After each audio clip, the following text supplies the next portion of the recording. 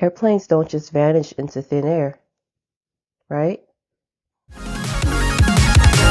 Phoenix, you burst in a fire, burn a thirst and desire. You transform out up in a flash. You spread your wings to rise from the ashes. Phoenix, you burst in a fire, burn a thirst and desire. Hey, how you doing? How are you? How's your day? How's your night? I hope you are doing well.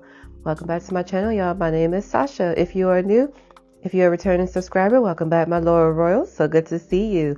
If you are new to the fam, welcome to the family, my new loyal royals. So good to finally meet you.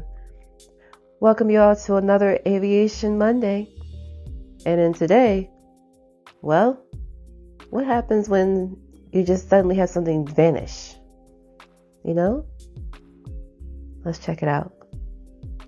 Throughout history, there have been many different types of aircraft and aviators who have gone down in history for reasons that can be good or bad. There have been many developments for updated systems, rules, regulations, and more. These updates would only occur as a result of the unfortunate loss of human life and or hull. Since 1970, there have been an estimated 83,772 fatal accidents, with that number having fortunately dropped drastically to fewer than 170 incidents between 2009 and 2017. Now, this data is, of course, as of January 1st of 2019, courtesy of the Bureau of Aircraft Accidents. Even though majority of the confirmed crashes have a crash site, what happens when an aircraft vanishes and there is no crash site, no recovery of the passengers or crew? Airplanes don't just vanish into thin air, right? Well, that's exactly the speculation behind today's aviation case. This is the case of Canadian Pacific Airlines Flight 3505. The date is July 21st, 1951. Canadian Pacific Airlines Flight 3505 is scheduled for a flight from Vancouver, Canada to Tokyo, Japan, with a layover in Anchorage, Alaska. The aircraft in use was a Douglas DC-4.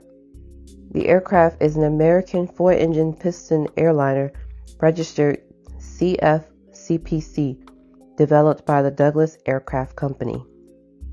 The plane was carrying 31 passengers and 6 crew members. Of the 31 passengers, 2 were sailors of the Royal Canadian Navy, 26 members of the United States military, and 3 U.S. civilian citizens. All 6 crew members were Canadian. The flight departed Vancouver on time to begin its flight to its layover in Alaska. As just a quick heads up, typical flight time between Vancouver and Alaska usually is around 3 hours and 20 minutes. Keep that flight time in mind. Communication was held with the flight until it was almost 90 minutes out from Anchorage, with an estimated arrival of 2400. Just as a translation, 2400 is military time for us saying 12 midnight. After giving confirmation of the estimated arrival, there was suddenly radio silence. The reported weather in the area was heavy rain and icy conditions with a visibility of 500 feet or 150 meters. That literally means that it was extremely bad weather with literally almost no visibility, which means that that weather may have played a part, but it's uncertain. Around 45 minutes after the aircraft failed to arrive, an emergency warning was issued. An extensive search was carried out by the United States Air Force and the Royal Canadian Air Force. Unfortunately, neither side was able to locate the missing aircraft nor its passengers and crew. Thus, 4 months later, on October 31st of 1951, the search would be officially called off. Now here's the thing. There was a statement made, and this is exactly what it said. According to the Civil Aviation Authority, in a 1974 statement, as no traces of the aircraft or its occupants have been found to date, the cause of the disappearance has not been determined.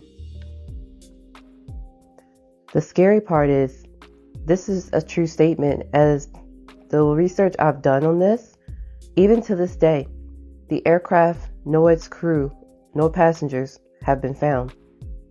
My biggest question is, did weather play a part in that?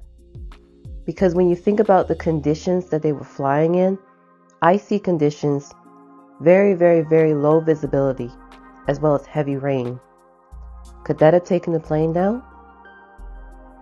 But the thing is, there's no wreckage. There's no wreckage. There's nothing.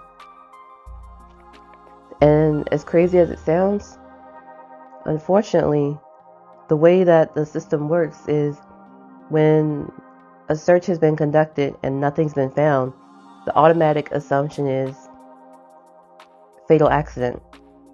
The plane went down somewhere, but where is the question? And even though it's not even a rare occurrence that planes vanish, they happen, it's not frequent, but they happen often enough.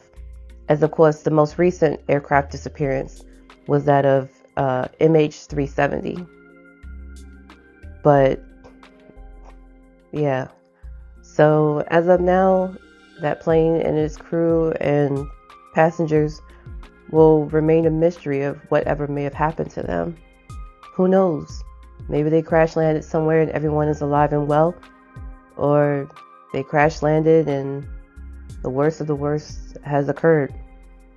We may never know.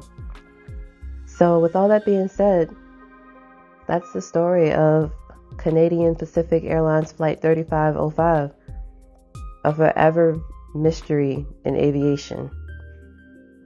If you enjoyed this, please do let me know in the comments down below. What do you think happened to the Canadian Pacific Airlines flight? Do you think that the people are alive? Do you think that they're long gone?